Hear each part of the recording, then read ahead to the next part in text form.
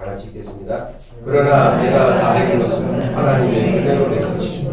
내게 주신 그의 은혜가 형편이 아니하여 내가 모든 사람보다 더 많이 수고하였으나 내가 한 것이 아니요 오직 나와 함께 하신 하나님의 은혜로다. 바울의 고백은 내가 나된 것은 하나님의 은혜로다. 그래서 여러분 바울이요 엄청난 수고를 했어요. 정말 사도들 중에 바울같이 수고한 사도가 없어요. 바울은 일생을 온전히 하나님께 바쳤어요. 가는 데마다 박해받고 태장으로 맞고 돌로 맞고 그래서 한 번은 돌에 맞아서 완전히 실신했는데 죽은 줄 알고 내다버렸는데 하나님이 일으켜주셔서 다시 걸어가고 감옥에도 여러 번 갇히고 헐벗고 금주이고 정처 없이 헤매고 배 타고 가다 파선하고 정말 인간이 당할 수 있는 모든 고난을 다 겪고 수고를 엄청 했어요. 근데 그 바울이 뭐라 그래요? 내가 모든 사람보다 더 많이 수고하였어요. 내가 한 것이 아니요 오직 나와 함께 하신 하나님의 은혜. 내가 한 것이 아니라 내가 돌 맞고 일어난 것도 내가 감옥에서 나온 것도 내가 가는 곳마다 박해를 견딘 것도 내가 한 것이 아니고 나와 함께 해주신 하나님의 은혜. 하나님이 그 모든 상황에서 내가 함께 해주시고 내게 마음에 힘 주시고 믿음 주시고 영적인 능력 주시고 그리고 건강으로 붙잡아 주시고 때를 따라 돕는 사람 보내주시고 물질 보내주시고 모든 길 열어주시고 살 길 열어주시고 그랬기 때문에 지금까지 내가 왔고 지금 내가 있는 것이기 때문에 전적인 하나님의 은혜다. 바울이 그렇게 고백을 하는 거예요. 히브리서 13장 1절 2절 보면 형제 사랑하기를 계속하고 손님 대접하기를 잊지 말라. 이로써 부지 중에 천사들을 대접한 이들이 있었느니라. 손님 대접하고 형제 섬기는 것을 중지하지 마. 부지 중에 천사들도 대접한 자들이 있었다. 그 말씀이거든요. 여러분 성경에 보면 천사인 줄 모르고 천사를 대접한 이야기가 몇 번 나오죠. 대표적으로 롯이 소돔에 살 때 천사들이 성에 2명이 들어오고 길 가는 나그네인 줄 알고 내 집에 들어와서 쉬라고. 그래서 식사하고 하룻밤 재워드리고 그런데 알고 보니까 천사였어요. 또 변장하고 오신 예수님을 대접한 사람도 있죠. 누구예요? 엠마오로 가는 두 제자. 예수님이 부활하셨는데 다른 모습입니다. 그래서 엠마오로 가는 두 제자가 가는 길에 옆에서 같이 걸어가시면서 그들과 이렇게 얘기를 하는 거예요. 그래서 그냥 우리랑 방향이 같은 사람인가 보다. 그러고 얘기를 하는데 말씀을 나누는데 귀에 그냥 쏙쏙쏙 들어오고 마음이 너무 은혜로운 거예요. 아직 막 진리의 샘에서 목욕하는데 그래갖고 그 사람하고 얘기하다 보니까 시간 가는 줄 모르고 너무 좋은 거예요. 근데 해가 지려고 하니까 우리랑 같이 식당 가서 식사를 하시면서 얘기하십시다. 그래갖고 예수님을 모시고 식당 가갖고 딱 이제 밥 먹기 전에 예수님이 축복 기도를 해주셨는데 기도 딱 하고 아멘 하고 눈 떠보니까 안 계십니다. 그제서야 부활하신 주님이죠. 그거야. 부지 중에 천사를 대접하고 부지 중에 주님도 대접한 일들이 있었다는 거예요. 근데 여러분 이게 내 행위로 대접한 것 같지만 내가 대접하는 것이 아니고 주님이 나를 찾아오신 거예요. 그걸 알아야 돼요. 내가 대접 잘해드리고 바깥 계산한 것 같지만 그게 중요한 게 아니라 주님이 내 앞에 나타나시고 내게 찾아오셨기 때문에 내가 그렇게 할 수가 있었던 거예요. 그러니까 내가 뭘 했다가 중요한 게 아니라 주님이 나에게 은혜 주시려고 찾아오셨다는 그 사실이 그게 중요하다. 그 말입니다. 고린도전서 10장 13절 다시 보겠습니다. 고린도전서 10장 13절. 10장 13절 같이 읽습니다. 사람이 감당할 시험 밖에 너희가 당한 것이 없나니 오직 하나님은 믿으사 너희가 감당하지 못할 시험 당함을 허락하지 아니하시고 시험 당할 즈음에 또한 피할 길을 너희로 능히 감당하게 하시리라. 감당하지 못할 시험을 아예 허락하지가 않으신다. 여러분, 우리가 이 세상 살면서 얼마나 많은 시험이 와요. 건강의 시험, 물질의 시험, 사람의 시험. 근데 분명하게 감당하지 못할 시험 자체를 하나님이 우리에게 허락하지 않으십니다. 그래서 우리에게 어떤 시험을 주실 때 그 어떤 시험, 어느 만큼을 주실지, 그 시험을 언제까지 주실지 하나님이 딱 정해놓고 주시는 거예요. 우리는 그걸 모르지만 알 필요도 없어요. 우리는 주님만 신뢰하는 거예요. 주님을 신뢰하면 돼요. 감당할 만큼의 시험만 주시는 주님.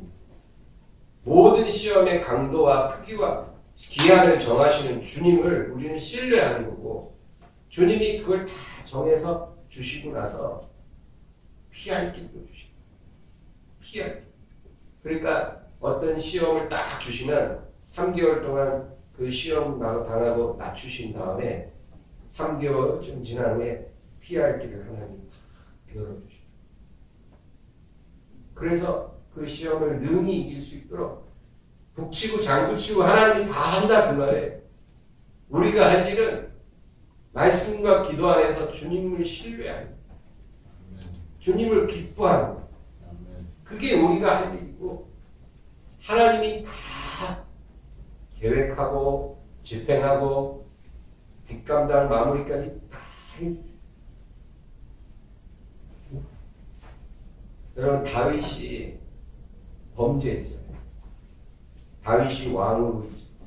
나라가 그 손에서 평안하고 부강할 때 그가 어느 날 실족했어요. 남의 아내를 취하고 그 남편을 죽였어요. 엄청난 죄죠. 그런데 그 죄를 아무도 몰라요. 아무도 몰라요. 아는 사람이 몇 명 있지만 왕이 행한 일이기 때문에 끽소리 안 하고 조용히 무덤까지 그 비밀을 지킨 사람 아무도 몰라요. 그런데 하나님은 아셔요.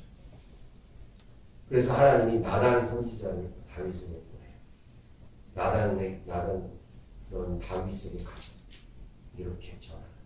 그래서 나단 선지자가 와서는 왕이시여, 이스라엘에 이런 일이 있나이다. 부자가 있고 가난한 자가 있어. 부자는 양과 소가 힘이 많고 가난한 자는 어린 양, 암양 새끼 하나님. 부자가 자기 집에 온 손님을 대접하기 위해 자기 가축에서 취하지 않고 이 가난한 자가 자식처럼 기르는 어린 암양 새끼 그 한 마리 있는 것을 빼앗아다가 잡아서 손님을 대접했나이? 우리나라에 이런 일이 있습니다. 다윗이 처음에는 그 의미를 몰랐어. 그 못된 놈 당장 잡아다가 호주를 내고 피해를 보상하게 해요. 그 사람이 바로 다윗이. 그렇게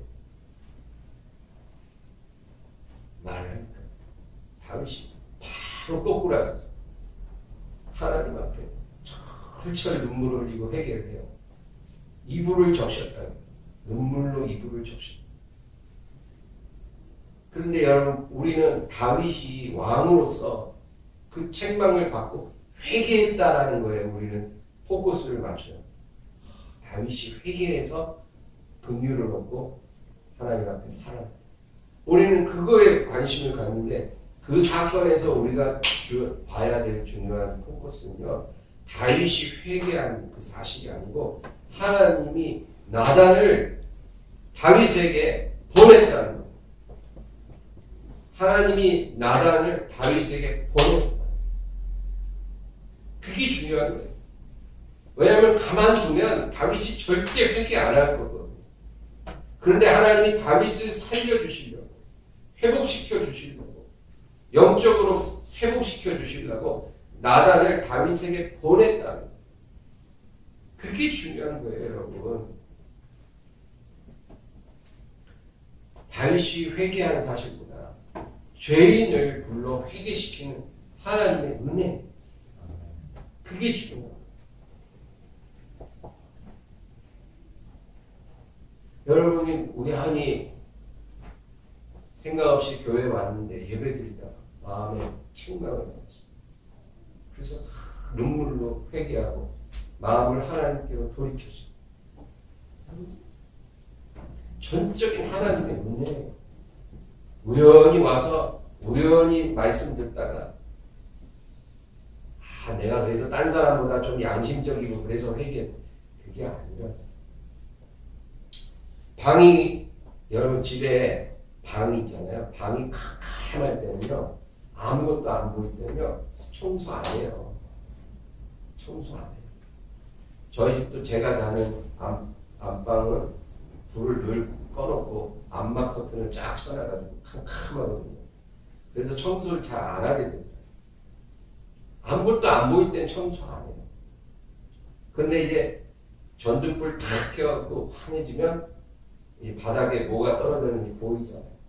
그래갖고 뭐 머리카락도 있고 죽은 파리도 있고 휴지 조각도 있고 막 그러면 그거 다 청소를 합니다. 그런데 더 중요한 건 이제 아침이 돼서 햇빛이 방을 쫙 비칠 때예요. 햇빛이 비치면요, 전등불로 안 보이는 게 보여요. 그래서 저는 아침에 햇빛 들어오는 게 무서워요. 먼지가 얼마나 많은지. 여러분 아시죠? 살림하면 알아요.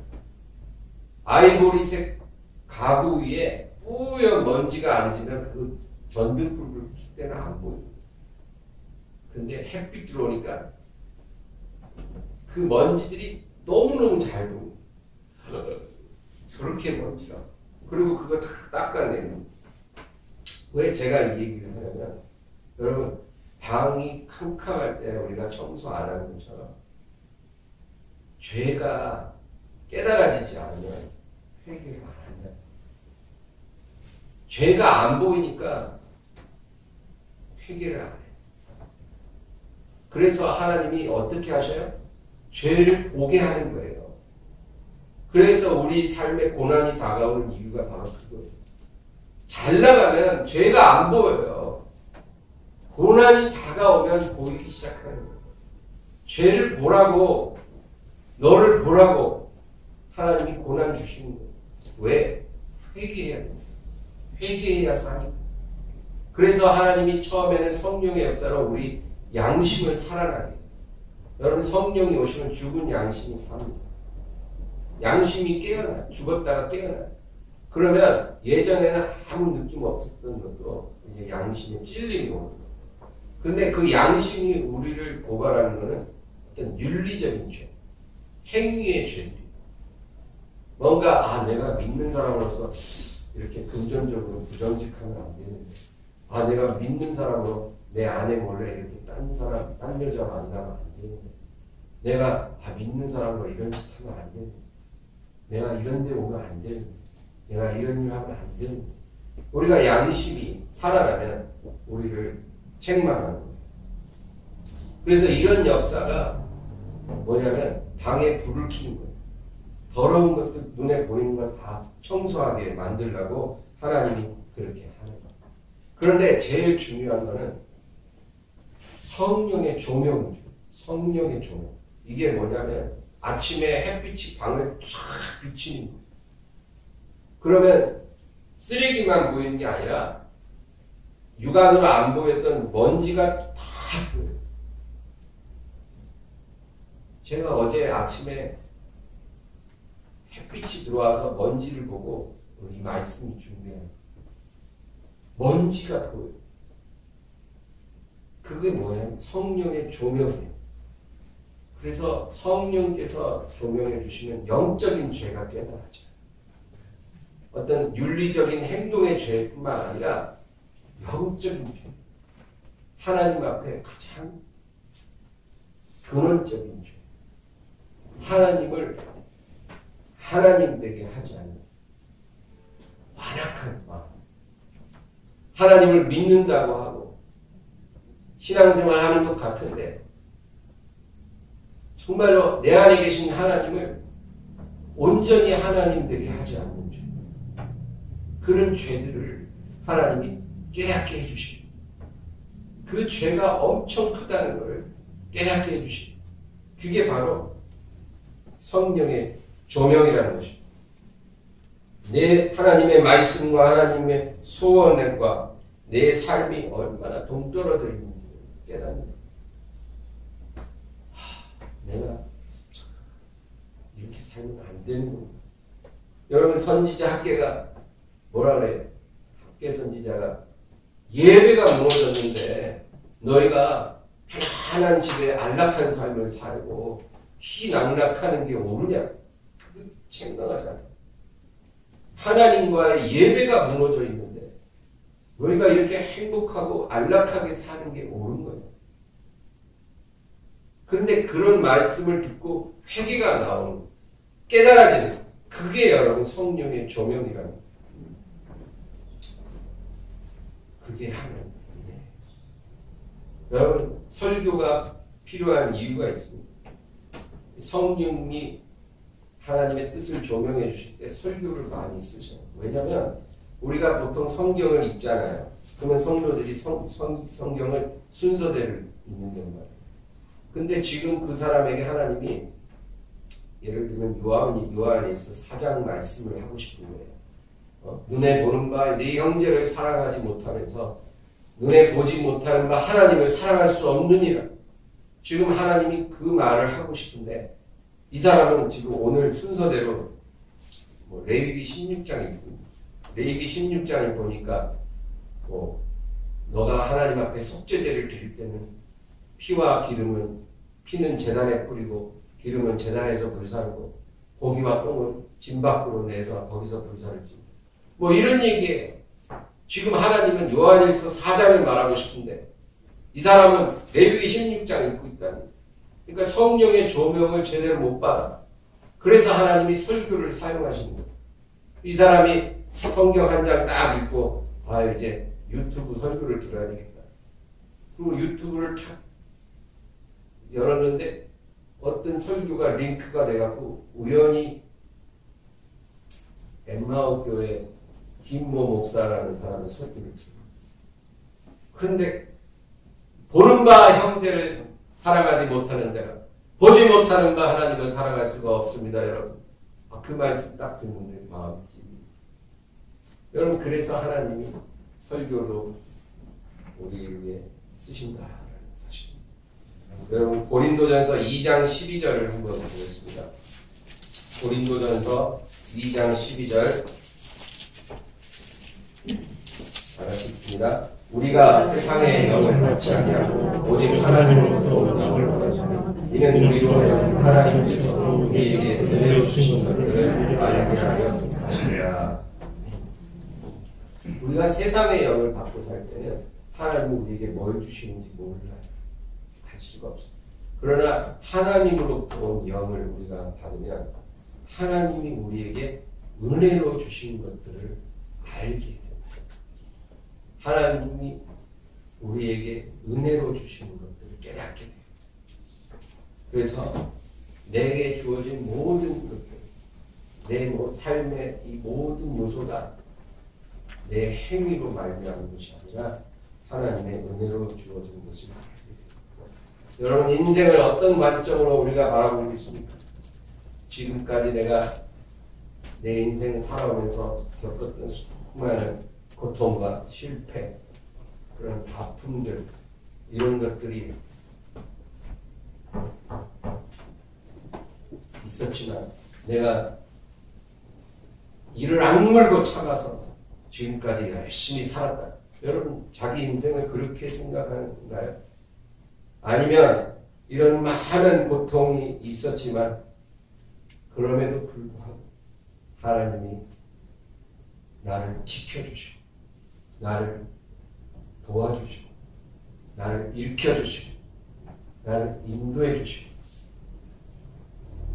내가 기도할 수 있게 해주시고 회개할 수 있게 해주시고 믿음 지킬 수 있게 해주셔서 지금 내가 이렇게 존재하고 있습니다.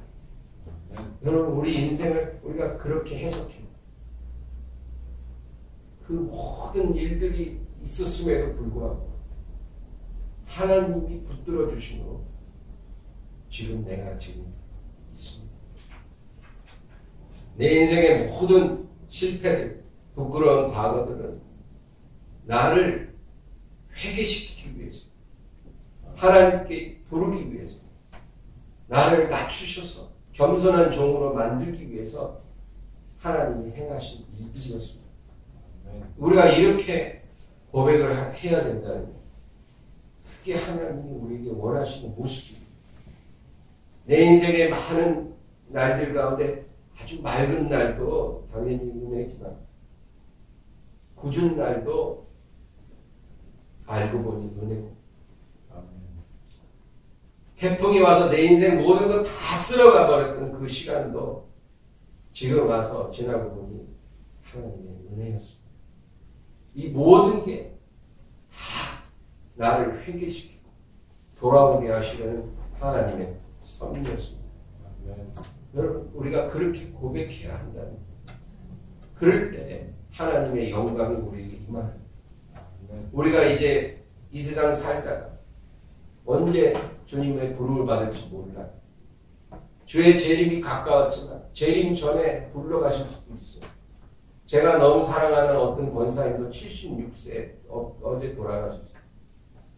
그 며칠 전까지도 건강했는데 갑자기 황달이 와서 병원 가보니 간이 병이 들었어요.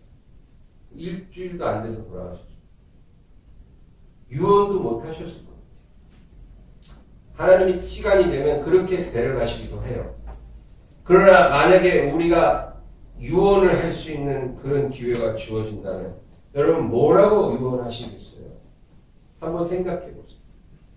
가족들이 있겠죠? 병원에 와서 이렇게 지켜볼 텐데 이제 내가 주님께로 갈 때가 된 것 같아요. 그리고 이제 마지막 말할 수 있는 힘이 있을 때 여러분 뭐라고 하시겠어요? 이제 집은 누구에게 주고 통장에 있는 돈은 어떻게 하고 여러분 이런 말 할 게 아니고 내 인생 전체가 내가 살아온 모든 시간들이 다 하나님의 은혜였습니다. 아멘. 모든 것이 다 하나님의 은혜였습니다. 아멘. 내가 만난 남편도 내가 만난 아내도 내게 주신 자식도 우리 시댁 식구들조차 나를 배신했던 친구들조차 내가 실패했던 사업들 내가 실패했던 결혼들 다 하나님의 은혜였습니다. 하나님의 은혜였습니다. 여러분 마지막으로 그런 고백을 유언으로 우리가 할 수 있다면 바로 그 사람을 위해 하나님 천국 문을 열어주실 거예요. 우리가 이 세상 살면서 돈을 억수로 버는 게 하나님이 우리를 이 세상 보낸 목적은 아니잖아요. 성공해서 국회의원 2번 하고 3번 하고 그런 게 하나님이 우리를 보내신 목적은 아니죠. 뭐가 목적일까요? 그냥 예배만 주구장창 수백 번 드리고 오라. 그런 것도 아닙니다. 하나님이 우리에게 원하시는 거죠. 모든 것이 하나님의 전적인 은혜예요. 나의 공로는 1%도 없고 오직 하나님의 택하신 그 은혜 때문에 내가 하나님의 구원을 받았고 이 세상 삶을 다 살았고 이 모든 시련과 실패를 다 이겨냈고 내가 지금의 모습으로 서 있고 이제 주님 앞에 내가 갑니다. 이렇게 고백할 수 있는 사람이 되는 것. 그게 하나님이 우리를 보내신 뜻입니다. 그런 사람이 천국에 들어갈 준비가 된 사람이에요.